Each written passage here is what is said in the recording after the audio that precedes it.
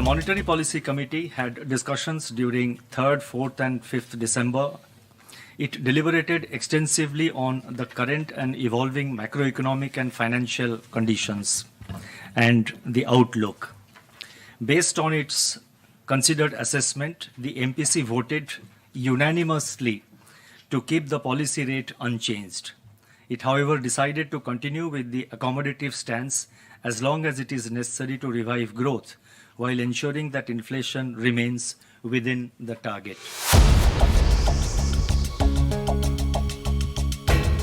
The slowdown in GDP growth was cushioned by a jump in government final consumption expenditure.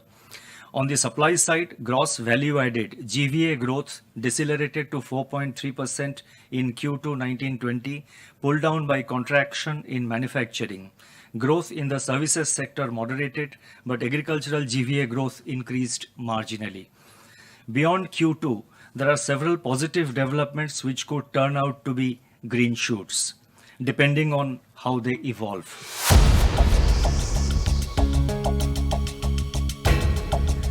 Although there was contraction in output of 8 core industries, which constitute about 40% of the Index of Industrial Production, IIP, for the second consecutive month in October, the output of fertilizers rose sharply, reflecting expectations of robust sowing activity in the Rabi season.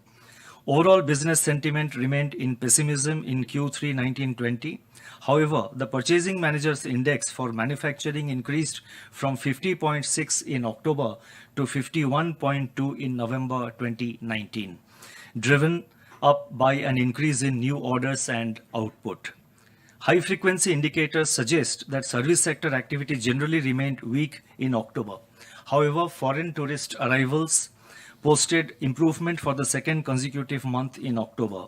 Steel consumption also showed a modest revival on year-on-year basis in October 2019. There has been steady support to aggregate demand from union government expenditure in the month of October 2019.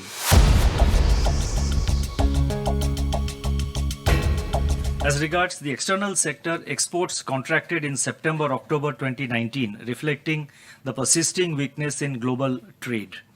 But non-oil export growth returned to positive territory in October after a gap of 2 months. Imports contracted faster than exports, and as a result, trade deficit narrowed in September-October 2019.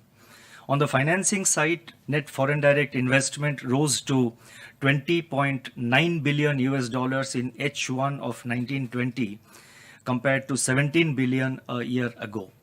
Net foreign portfolio investment was of the order of $8.8 billion in April to November 2019, as against net outflow of $14.9 billion in the same period last year.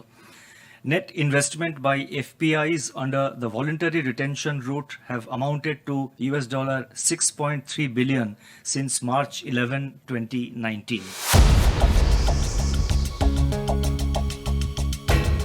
India's foreign exchange reserves were at $451.7 billion on December 3, 2019, an increase of $38.8 billion over end March 2019.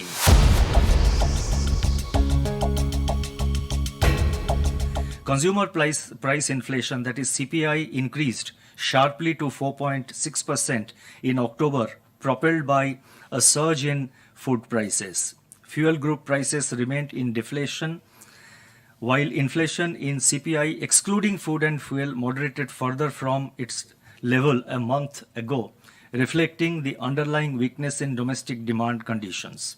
Survey responses indicate that households' inflation expectations increased by 120 basis points over 3-month ahead horizon and 180 basis points over the 1-year ahead horizon as they adapted to the spike in food prices in recent months.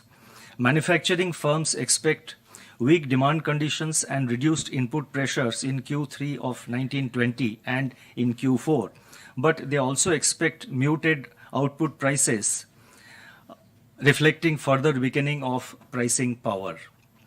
Taking into account these developments, the MPC revised the CPI inflation projection upwards to 5.1 to 4.7% in H2 of 1920 and 4 to 3.8% in H1 of 2021, with risks broadly balanced. Real GDP growth for 1920 is revised downwards from 6.1% in the October policy to 5%, that is 4.9 to 5.5% in H2 and 5.9 to 6.3% for H1 of 2021.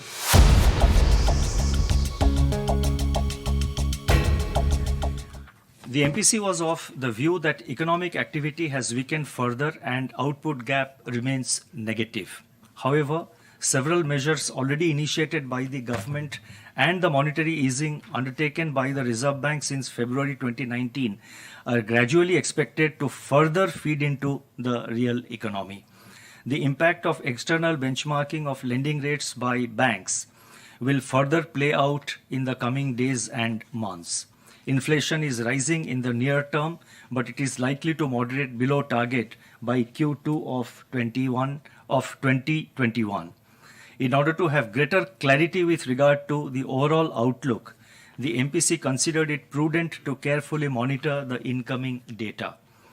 The forthcoming Union Budget will also provide better insight into further measures to be undertaken by the government and their impact on growth.